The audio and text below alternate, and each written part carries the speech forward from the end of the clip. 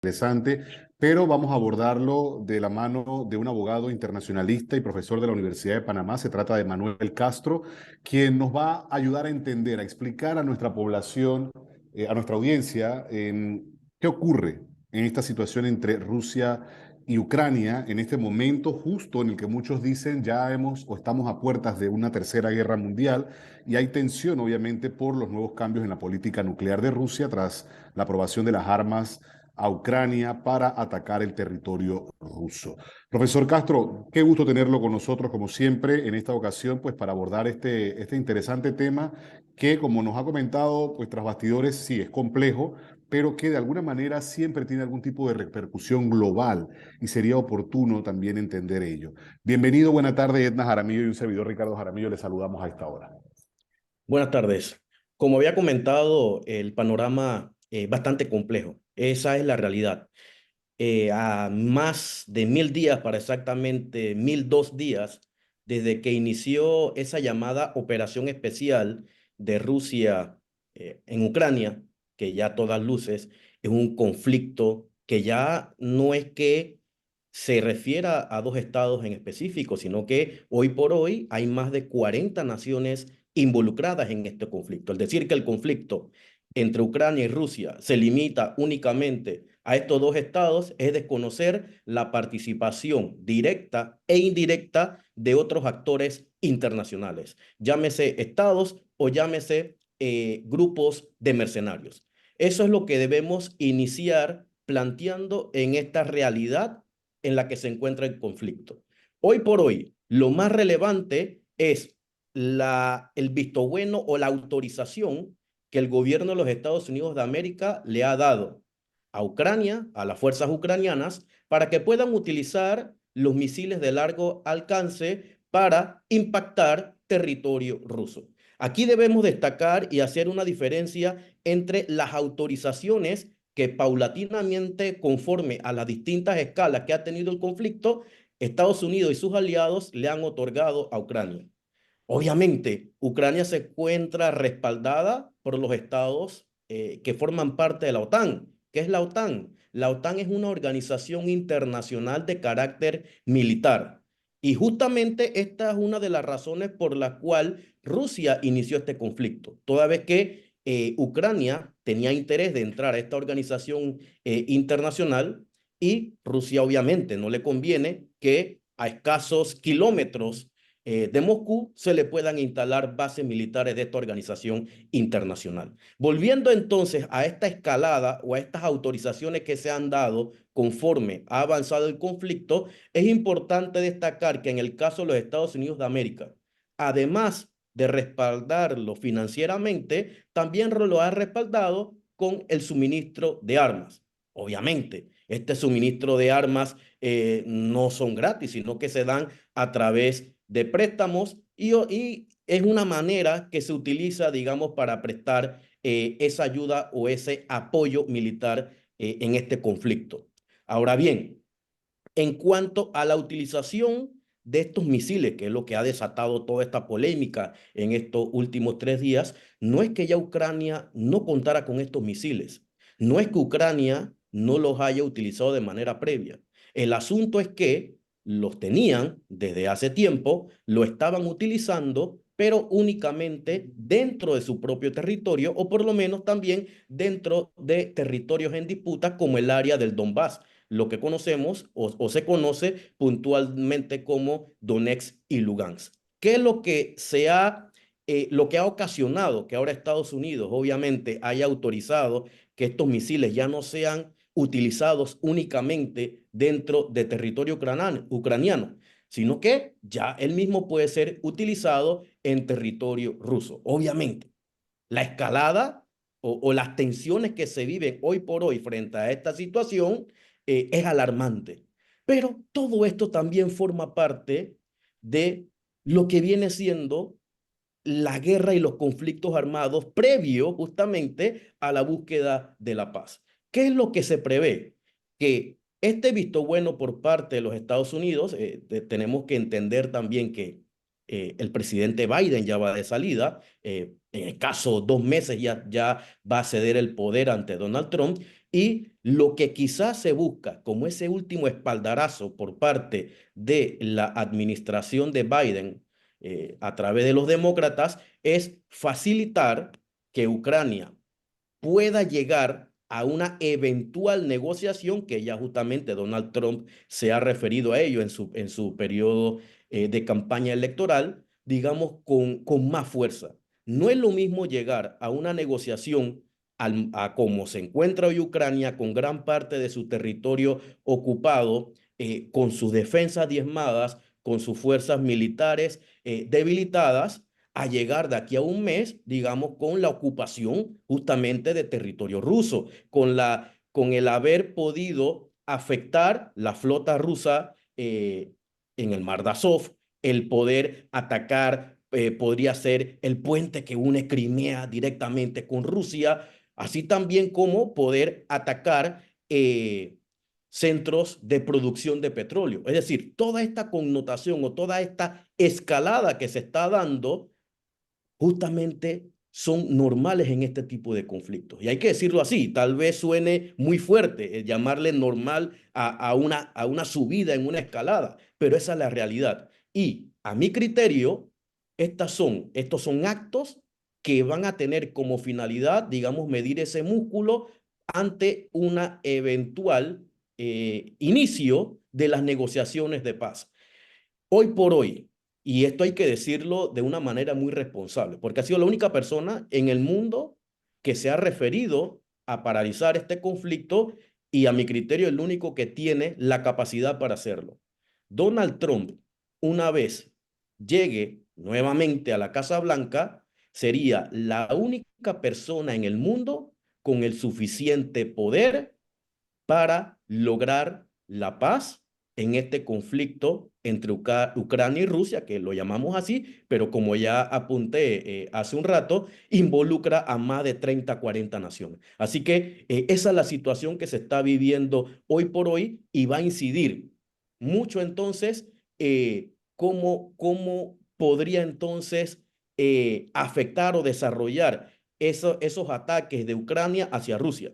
Ya se ha dicho por parte de la autoridad rusa que han utilizado 6 misiles, de los cuales 5 han sido interceptados y uno se dañó en el camino, por así decirlo. Es decir, que estos misiles de largo alcance que tienen un rango de 300 kilómetros, es el rango al cual puede llegar con mucha precisión y puede cargar hasta más de 170 kilos de proyectiles.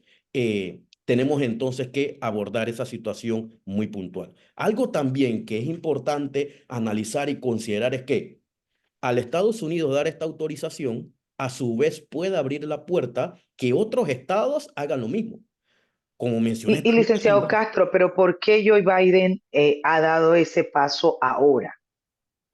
Porque justamente su administración ha apoyado en todo momento el conflicto en Ucrania. Entonces, lo que él puede prever, como mencioné hace un rato, como ese último impulso, es tratar de que Ucrania llegue en las mejores condiciones frente a una eventual negociación de paz. Eso es lo que parece ser que se está dando ante esta autorización por parte del gobierno de Joe Biden a Ucrania. Y como iba diciendo, la apertura a que Ucrania ya puede utilizar los misiles de largo alcance suministrados por Estados Unidos en territorio ruso puede abrir la puerta a que otros estados que también suministran este tipo de armas, llámese Francia, llámese Reino Unido, que incluso ellos tienen misiles que llegan hasta los 500 kilómetros, y también entonces puede, como ya mencioné, ocasionar que estos estados también se animen a darle ese espaldarazo a Ucrania y dar la autorización para que sus misiles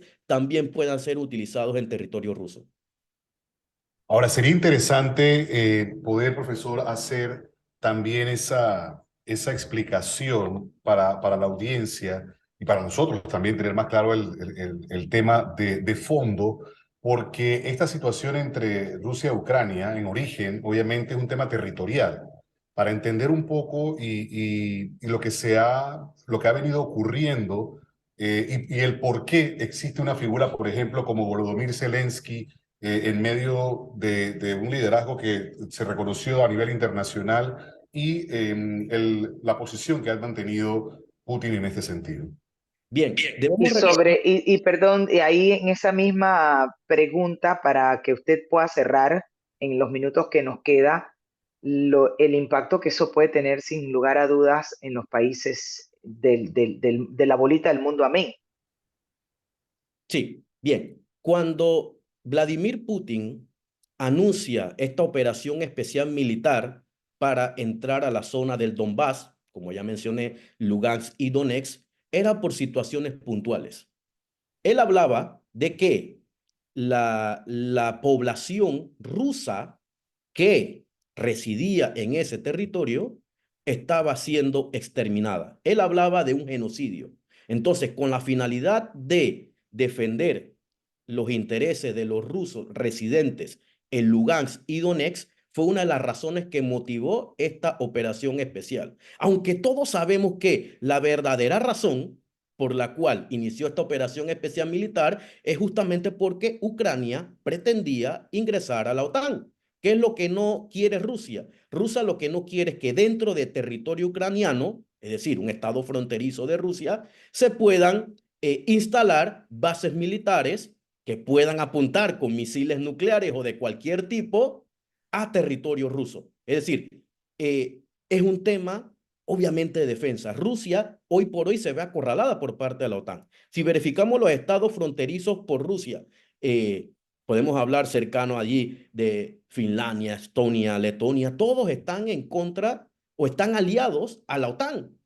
Algunos forman parte ya de la OTAN, entendiendo la OTAN, reitero, como una organización internacional de carácter militar, que tiene un parámetro muy interesante, y es que si un Estado ataca o agrede militarmente a uno de sus miembros, los demás estados están obligados a prestar ayuda militar o a defender a ese estado que ha sido agredido. Entonces, hay dos situaciones que motivaron esta intervención militar. Una situación política, que es la que invoca Vladimir Putin, que era defender los intereses de los rusos en Donetsk y Lugansk, y la que parece ser que es la situación real, que es una situación evidentemente geopolítica. Rusia no quiere que le instalen bases militares y misiles que puedan impactar en su propio territorio. Entonces, estas son las dos situaciones que motivaron esta intervención militar. Y si queremos ir un poco más atrás, por allá, por el año 2014,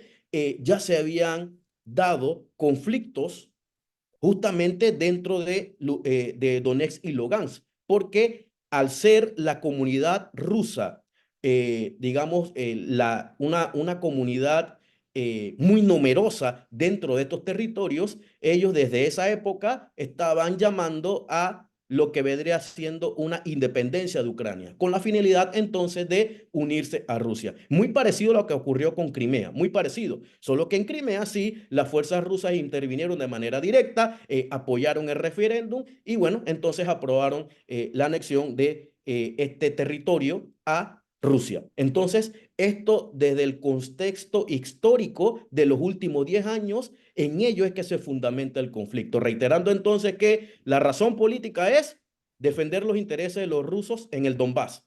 Y la razón real es que simplemente Rusia no quiere que le instalen bases militares en su frontera. Ahora, ¿tiene de alguna manera repercusiones a nivel económico en el mundo esta situación?